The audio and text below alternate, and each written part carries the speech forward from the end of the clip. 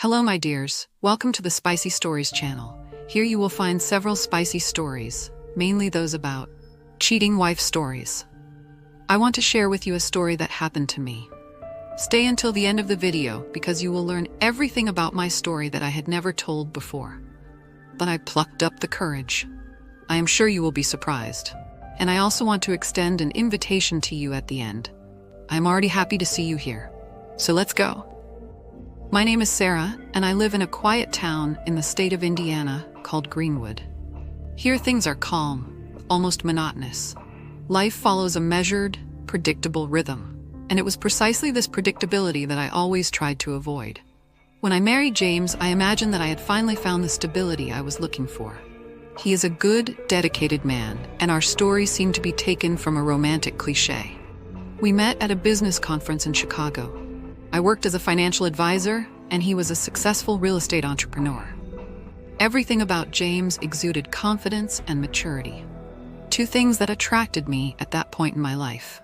2 years ago, we got married, and I started living with him and his son, Ryan. Ryan was a shy, reserved, but kind boy. When we first met, he seemed distant. I figured it was understandable. After all, I was taking up space in his life, a space that had previously been exclusively shared between him and his father.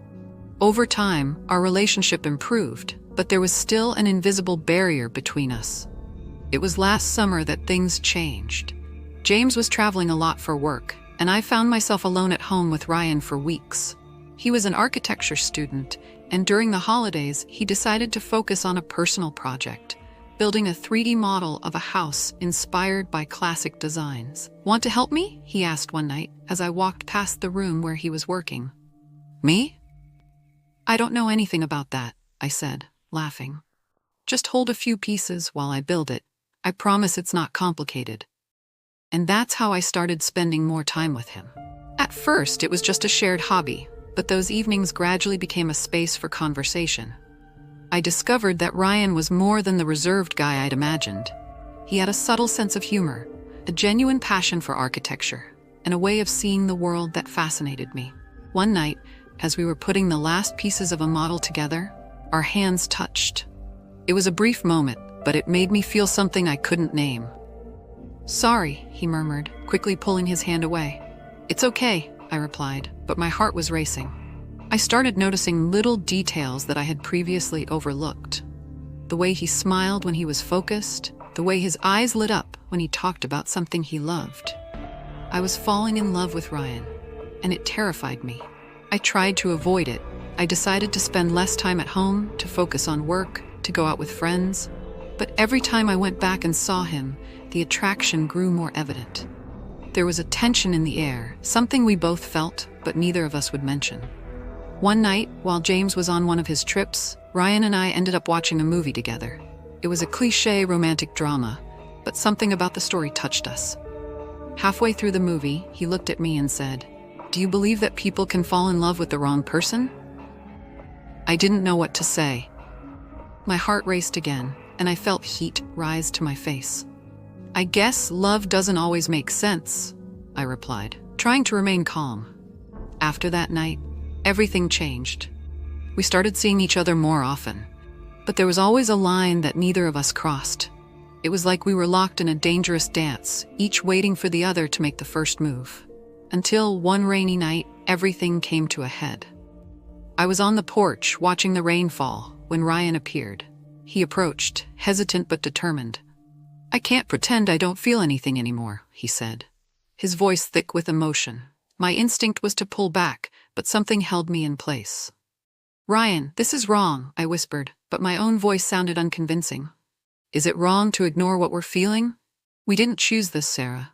It just happened." And it was there, in the rain, that we kissed for the first time. It was a kiss full of guilt, desire, and confusion. From that moment on, our lives changed forever.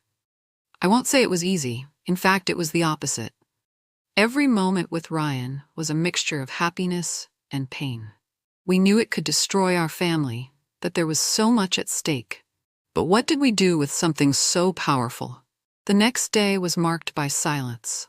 We didn't know how to act, how to look at each other without remembering what had happened the night before. James was about to return from his trip, and that added an extra layer of tension. Ryan and I tried to pretend that nothing had changed, but it was impossible. Our eyes met more often. Each accidental touch felt loaded with meaning.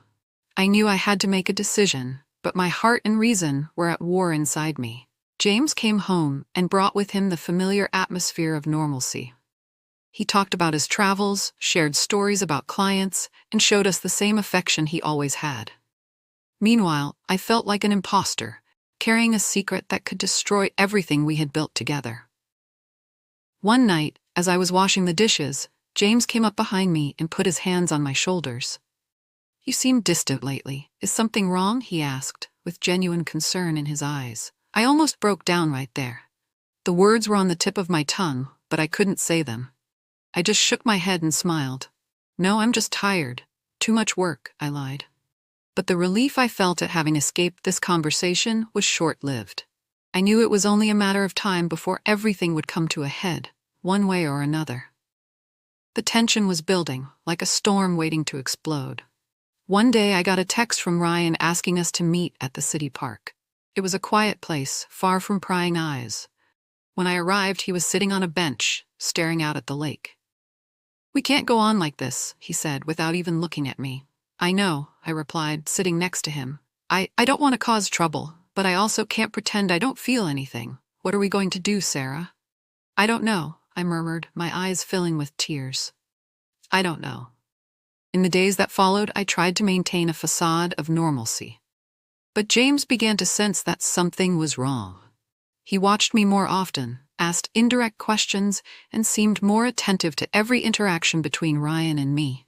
I could feel the net closing in, and it terrified me. Then came the night when everything fell apart. We were all in the living room, watching some random TV show. James got up to get something from the kitchen, leaving Ryan and me alone for a moment. It was then that he came back in, abruptly, with a serious expression. "I need to ask you something," he said, looking directly at me. My heart raced. "What's going on between you two?"